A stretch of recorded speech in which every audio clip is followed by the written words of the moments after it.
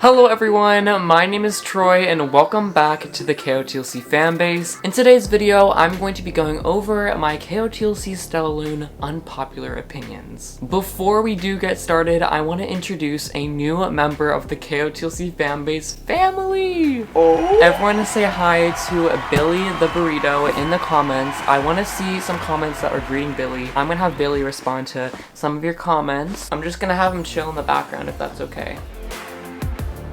But on a more serious note, today I'm going to be going over some of my unpopular opinions about this new KotLC book. In all the videos of unpopular opinions that I've done in the past, you always agree to my opinions, which I hope is not the case today. We'll see. Comment down below which opinions you agree and disagree with in the comments. Leave a like on the video and subscribe to our channel to get to 15,000 subscribers. And without further ado, let's get started. Alrighty, let's talk about the cliffhanger. I thought the cliffhanger was very underwhelming. Shannon tends to have two different types of cliffhangers, one where she puts a pause on a very climactic scene, and then one where there's this big reveal that's not necessarily a bunch of action going on, but it's going to change the course of the series, and this was one of those pause in the middle of climax. And I'll talk about this a little bit more later, but I really thought the structure and the plotting of this book as a whole was a little lackluster. But as for the cliffhanger itself, I thought it was underwhelming because it doesn't really mean anything to us. This new twist about this person we have no idea about, and this place that we have no idea about, and all these new concepts of Stellarlune and Elysian, it's getting so complex to a point that the cliffhanger doesn't even mean anything to us, and it's only something that we can theorize about. There should have been more to the reveal at the end to keep us waiting, because honestly, there wasn't enough anticipation behind that cliffhanger that like I am going to storm down Shannon's house and want to read the next book. The cliffhanger could have ended more like, my name is Elysian, and I am your dad, or something. Like, you know what I mean? Like, it has that, like, double-layered reveal. I feel like you may feel the same way on this one, but I kind of preferred the build-up to Sokeefe more than Sokeefe itself. It's something that I and all of us have been pining over for years. We've been making videos about it, we've been making fan fiction, we've been doing all these great fan things about Sokeefe before it even happened, and now that it's there, it's a little bit underwhelming. I will say the kiss scene is so precious, but I feel like we could just get a little bit more juice into the ending as well, because Sokeefe kissed, they had their little confrontation with Fitz, but other than that, we didn't really get the Sokeefe action, and it just doesn't feel solidified yet. There's that little bit of like underwhelming there. It's gonna be a little bit underwhelming just because we've been hyping it up for so long. We as a fandom manifested Sokeefe for so many years as more and more people were piling on board. When we first started making videos all the way back in 2018, I believe, most people in the fandom were Sofitz shippers, but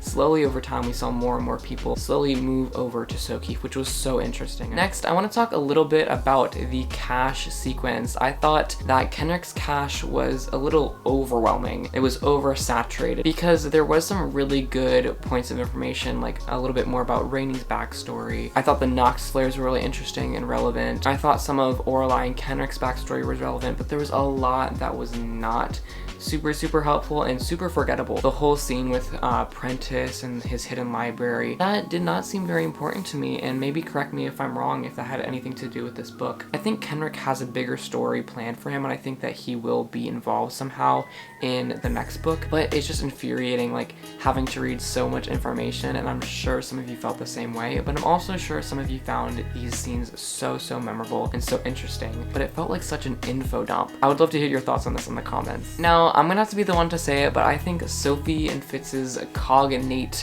partnership will just never be able to work out. There is just so much tension in every scene between Sophie and Fitz, and especially now with Sokeefe happening, I just can't see it happening. I remember after Sophie revealing that she and Keefe were like now a couple, their cognate reading, that like, you know, that score that they had, it was still not very high for cognates. It was like only about in the 1000 range, and I'm sure that it could get much higher if they had more trust, but like Fitz is not going to be able to fully trust Sophie ever, and Sophie's not gonna be able to trust Fitz fully ever. Their relationship was really only meant to be a friendship, but that romantic relationship kind of broke their relationship. I also thought that for all of Sophie's powers in this book, she kind of appeared weak. Sophie can teleport, Sophie can read minds, Sophie can speak other languages, Sophie can inflict, Sophie can enhance. She just seems so powerless in the ending scenes, and basically the whole time. Like, I feel like she could have used her abilities more to her advantage. And that really goes for all the characters. Like, I would have loved to see more abilities in continues, and I think Shannon is getting a little tired of this world and she's not as excited about it as anymore. I feel like no one's gonna agree with me on this one, but I feel like Vespera's death is kind of upsetting because she was a huge tool and a huge asset, and I think that Vespera, along with Sophie's team and Trix and Neverseen, I feel like they could have really taken down Gisela, but I'm not sure anymore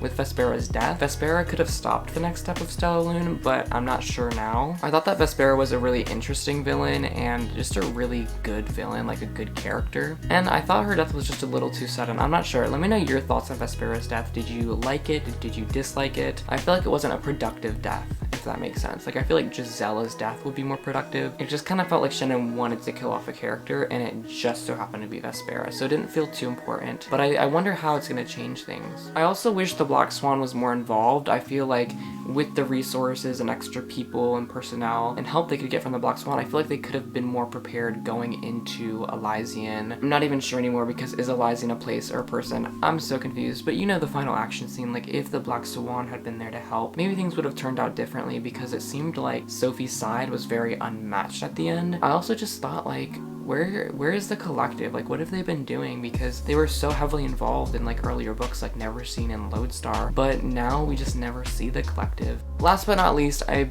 briefly touched on this earlier, but I think Stellarlune was almost like a part 1 to a 2-part book series. Like, it just felt so unfinished and so unconcluded. Shannon really just paused during the climax, and I'll say this and I'll say this again, but I really prefer the common structure of, you know, I'll put it on screen, basic plot structure for any literary novel or book. I prefer there to be that initial rising action, the climax, and then the final action and the resolution. And I feel like a lot of Shannon's books followed the same pattern, so I just wonder why it wasn't clicking in Stellarlune. We have this huge build throughout the book, and it's great, but when we get up to that very top peak where the action begins, it just seems to stop, and so that was a little underwhelming. I was texting Joey, I remember I was like, there's only 30 more pages left, how are they going to resolve the book? And there was no resolve, and so that's really interesting. In books, like, it is okay to feel like the book isn't completely finished, but there needs to be some resolution. Does that make sense? I hope you guys see what I'm saying. Alrighty, so that is going to wrap up my thoughts on Stellarlune and my unpopular opinions. I want to know in the comments, which of my unpopular opinions do you agree with and disagree with, and why? Please give this video a big thumbs up if you do think it deserves one, and please subscribe to our channel. We are so close to 15,000 subscribers. I cannot wait